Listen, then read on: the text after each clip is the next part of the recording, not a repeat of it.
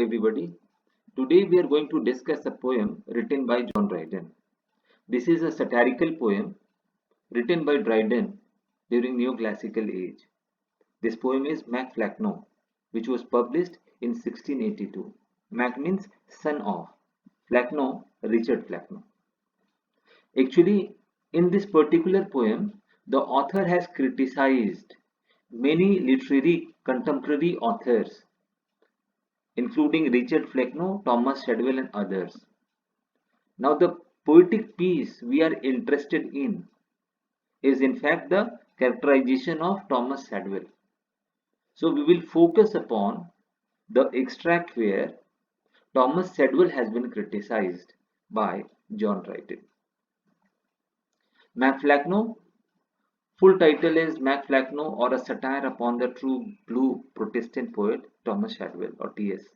is a verse mock heroic satire written by John Dryden. It is a direct attack on Thomas Shadwell, another prominent poet of the time. MACFLECKNOE is the outcome of a series of disagreement between Thomas Shadwell and Dryden. Shadwell and Dryden were separated not only by literary ideas but also by political ones. For Shadwell was a Whig, while Dryden was the supporter of Stuart monarchy. The poem depicts Shadwell as the heir to a kingdom of poetic dullness, represented by his association with Richard Flecknoe. The poem begins in a tone of epic masterpiece, presenting Shadwell's defining characteristic as dullness or stupidity. Dryden uses the mock heroic through his use of the heightened language of the epic to treat the trivial subject. MACFLECKNOE appeared in October 1682.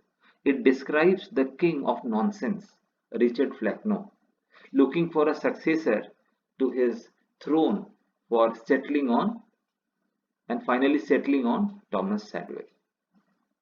So the extract where Thomas Shadwell has been criticized by John Dryden. All human things are subject to decay, and when fate summons, monarch must obey. Now this is a couplet, heroic couplet. Decay, obey, so they are rhyming. All human things are subject to decay, means things which has been created, constructed by human being, including human being themselves, they are subject to death and destruction. And when fate summons, when destiny summons, when God summons, even monarch must obey. Even monarch or king, they had to go. They dies. This Flecknoe found, who like Augustus Young was called to empire and had governed long. Now perhaps this very thing has been realized by Richard Flecknoe, because Richard Flecknoe, like Augustus, has ruled for a longer amount of time, governed for a longer amount of time without any dispute. In prose and verse was owned without dispute through all the realms of nonsense absolute. Now author says that whatever thing is being constructed or things which has been written by Richard Flecknoe is nothing but nonsense and dullness without any sense in fact. But there is no dispute as far as his supremacy in the field of nonsensical things are concerned. He is a absolute nonsense for a considerable amount of time. Richard Flecknoe. This aged prince now flourishing in peace. Now Richard Flecknoe has become old and he is leading a life of peace and blessed with issues of large increase. Now he had many sons, he had many followers, and this is the problem. Why? Because he is unable to pinpoint who will be the heir to his throne of dullness. And blessed with issues of large increase, worn out with business, did at length debate to settle the succession of the state. Author says that now he has worn out of business, he has been exhausted, wearied, and because of that he is deliberating to settle the succession of his estate. to choose a new heir to his throne, the kingdom of dullness, the kingdom of nonsense. Thomas Shadwell. And pondering which of all his sons was fit to reign and wage immortal war with wit. Now, Richard Flecknoe knew that in fact all his sons are stupid, they are nonsense.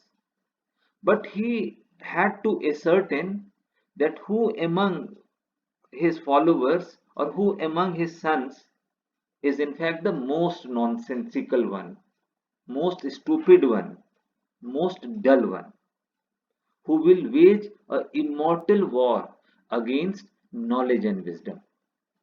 Cried, it is resolved, and finally, perhaps he has come to a conclusion, come to a settlement, come to an understanding. Cried, it is resolved, for nature pleads that he should only rule who most resembles me. Now he says that in fact, even God wants that my successor should be just like myself. Since I am a stupid, since I am a nonsense, since I am a dull, therefore my successor will be like me only. He should resemble me. Shadwell alone my perfect image bears, mature in dullness from his tender years. He says that it is Thomas Shadwell alone who is almost like me. He is my replica, he is my photocopy. Because from his very tender year, from his very childhood, he talks like stupid, he talks like dullness, he talks like nonsense. Shadwell alone of all my sons is he who stands confirmed in full stupidity. Richard Flecknoe says that although all my sons are stupid, all my sons are nonsense, but as far as Thomas Shadwell is concerned, perhaps he is more worthy than all other sons of mine, all other followers of mine, because he is completely blockhead, he is completely stupid, he is completely nonsense. The rest to some faint meaning make pretense, but Shadwell never deviates into sense. Richard Flecknoe says that as far as my other sons are concerned, they are equally a nonsense writer, but somewhere they talk about wisdom and sense, whereas Thomas Shadwell never deviates into sense. Means he in fact never writes anything sensical or about wisdom. He is a complete dunce. He is a complete blockhead. Thomas Shadwell.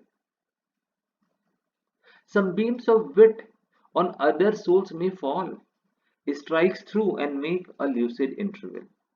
Author says that as far as my other sons are concerned, my other followers are concerned, although they are stupid and nonsense without any doubt, but sometime at a certain interval, after a gap of certain interval, they start talking about some sensical things, some good things. But Shadwell's genuine night admits no ray. His rising fog prevails upon the day. Now, author says that as far as the kingdom of uh, uh, of Thomas Shadwell is concerned, he is a complete stupid. He is a complete nonsense. He is a complete ignorant, and in fact, ignorance prevails in his kingdom day and night. So, in fact, he is my true successor, according to Richard Flecknoe.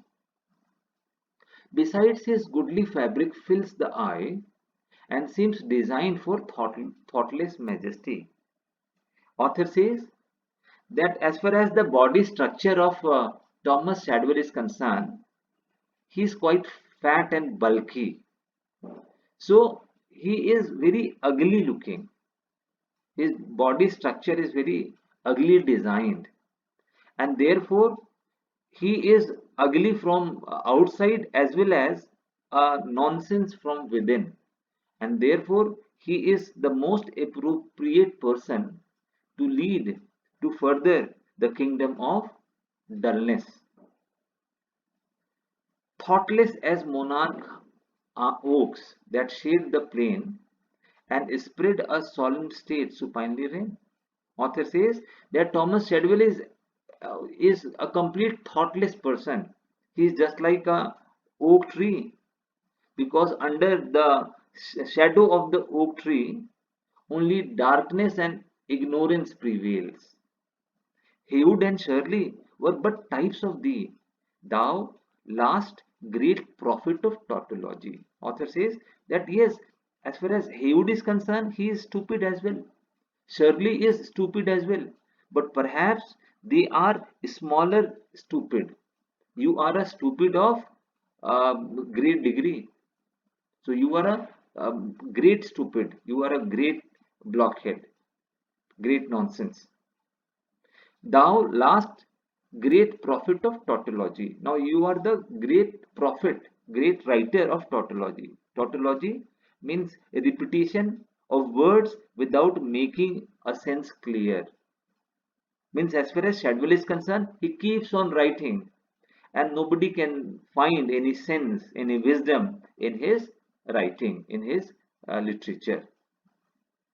Even I, a dunce of more renown than they, was sent before but to prepare thy way. Richard Flecknoe says that I am also a dunce, I am also a stupid, I am also nonsense.